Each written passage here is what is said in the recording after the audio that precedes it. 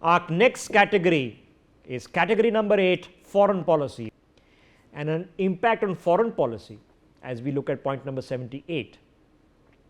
This happened immediately after Operation Sindoor. Most of you will remember it. 59 members of parliament visited 32 different countries all over the world, all continents. Members of parliament from across political lines to discuss India's position on Pakistani sponsored terrorism post Operation Sindoor. Major achievement, I think the first time it's ever been done in India's foreign policy. Now, if we look at point number 79 on your screens, India and the UK have inked an FTA that gives 99% of Indian exports duty-free access to the United Kingdom. This has been in the works for decades.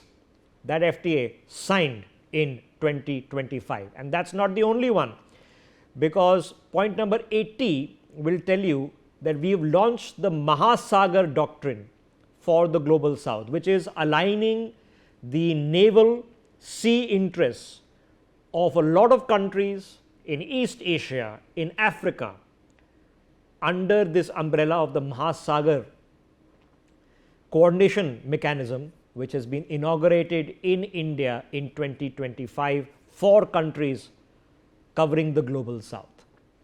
Point number 81 on your screens, rare earths, and this is crucial for frontline technology and is a crucial aspect of industrial and foreign policy diplomacy. Those rare earth magnets which are important to Indian industry, well, those exports from China, imports into India have increased in 2025. Now, I am mentioning this as a point here because it has a major impact on high-tech industries. And next, point number 82 on your screens, direct air connectivity between India and China, which has an immediate bearing. So many people who travel for business has resumed after 5 years. And this is a direct impact of the various meetings that have happened at the Prime Ministerial and the Foreign Minister level. Point number 83, and this has happened literally in the end of 2025, another de facto FTA between India and Oman, zero duty access for a vast majority of Indian exports to Oman under this. And this has an immediate bearing on point number 84, where India and Russia signed a $2 billion lease for nuclear power attack submarines. So that's telling you of a milestone that was achieved between Prime Minister Modi and Vladimir Putin, the Russian president, during his trip that happened in the end of 2025. Point number 85 on your screens, India hosted the first Africa-India Maritime Engagement naval exercise. We spoke of the MAHASAGAR scheme that was launched, a direct impact that we're not just thinking about Australia and the Quad and the Americans and doing naval exercise with them. We are thinking of working with all navies in the global south, especially those in Africa, and coordinate with them in the protection of the seas and future defense of the region. And we've been talking about FTAs. Well, here's point number 86. Iceland, Liechtenstein, Norway, Switzerland, all these FTAs came into effect in 2025.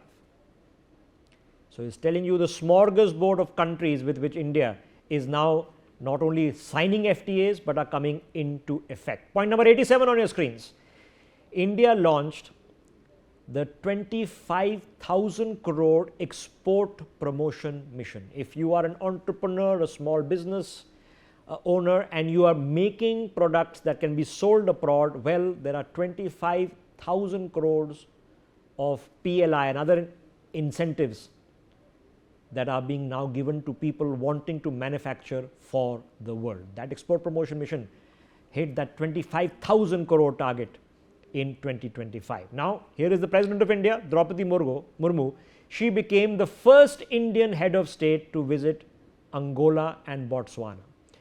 Now, these are milestone achievements because these are nations where almost no Indian government has bothered to have high-level interactions with, which not only improve our south-to-south connections, but India's relationship with the world, very glad to have seen this happening.